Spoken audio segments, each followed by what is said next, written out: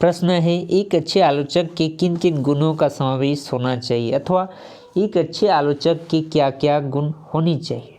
जैसे कि आलोचक के गुण होने से आलोचक की बुद्धि का विकास होता है। वह अच्छे जितने अधिक गुण रहेगा वह उतनी ही अधिक प्रकार से अच्छी तरीके से आलोचना कर सकती है, तथा वह अपने बुद्धि के आधार पर कृति का मूल्यांकन कर योग्य न्याय दिलाने की भी कोशिश कर सकती है। तो एक अच्छे आलोचक के क्या क्या मुख्यतः गुण होती है, जिसमें कि वह आलोचना करके किसी की भी कृति को अच्छे से मूल्यांकन कैसे कर सकेगा, इसके लिए मुख्यतः कौन कौन सी गुण होगी, जो कि यह इम्पोर्टेंट क्वेश्चन है। पहला गुण होगा सहृदयता।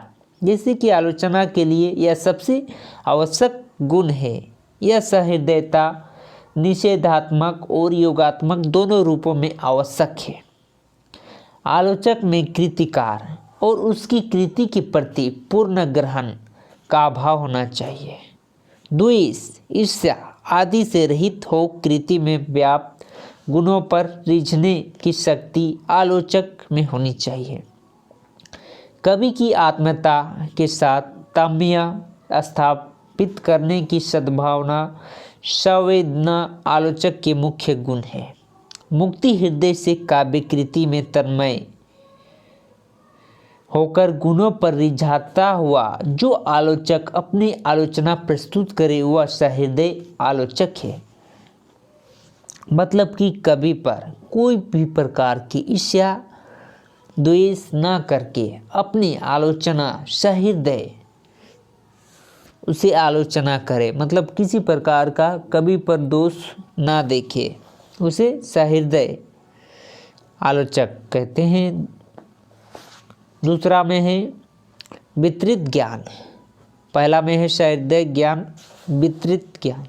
यदि आलोचक को आलोचकीय विषय तथा लोक और शास्त्र का व्यापक एवं सूक्ष्म ज्ञान न होगा तो वह वर्ण विषय की बारीकियों को समझ ही नहीं पाएगा। उसमें गुण दोष निकालना तो दूर की बात है। आलोचक का इतिहास, दर्शन, काव्यशास्त्र, समाजशास्त्र आदि की विस्तृत ज्ञान ही आलोचना का सत्यता प्रदान करती है।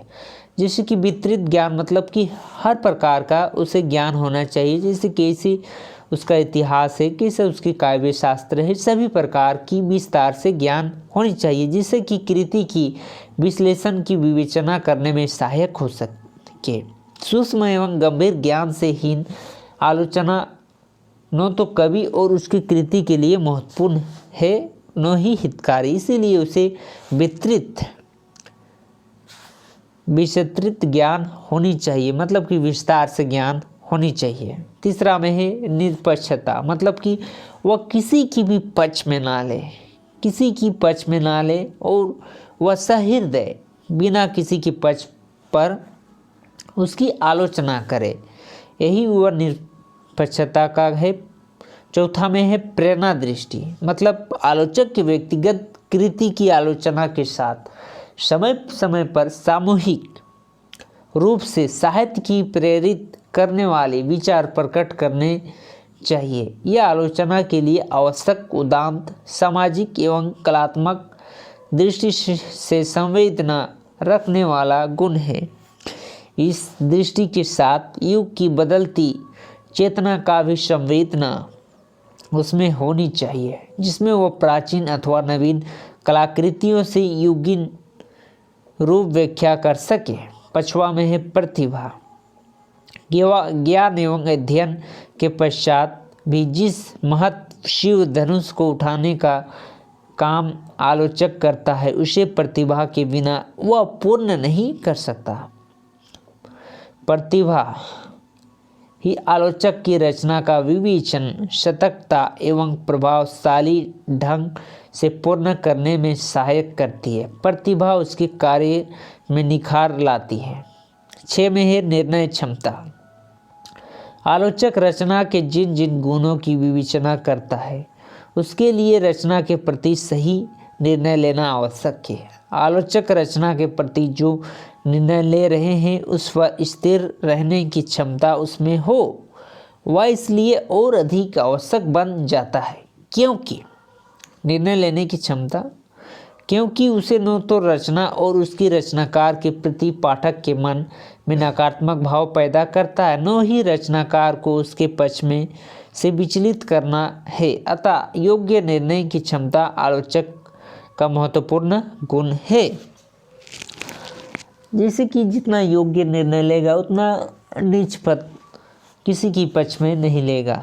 7वां है अभिव्यक्त की कौशल्य, मतलब कि अपना अभिव्यक्त बिना किसी के डराए धमकाए अपने मन की बात को प्रकट करना।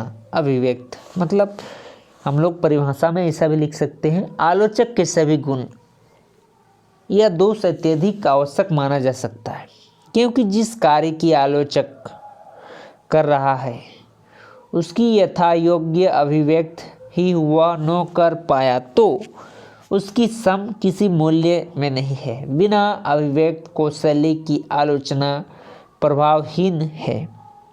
ऐसी आलोचना न तो पाठक के प्रभाव डाल सकती है, न रचनाकार के कर्म के लिए विशेष योगदान दे सकती है।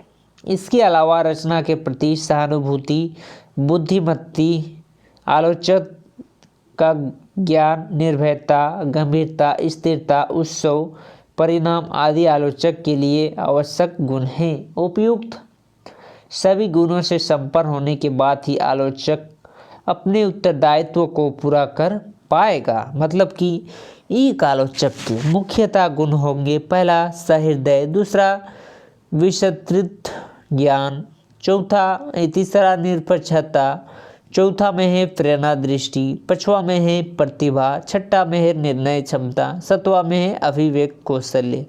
ये 7 गुण एक अच्छे आलोचक को होना जरूरी है, क्योंकि ये 7 गुण से ही एक साधारण व्यक्ति आलोचक बनते हैं और किसी के भी कृति पर अच्छी तरीके से आलोचना करते हैं और उसकी कृतियों को इतिहास में एक नया पहचान दिलाते हैं। इसीलिए किसी भी आलोचकों को यह गुण होना जरूरी है। यह रांची यूनिवर्सिटी सेमेस्टर 6 कोर 13 का इम्पोर्टेंट क्वेश्चन है, जो कि पहला पार्ट में आपको पूछ सकते हैं।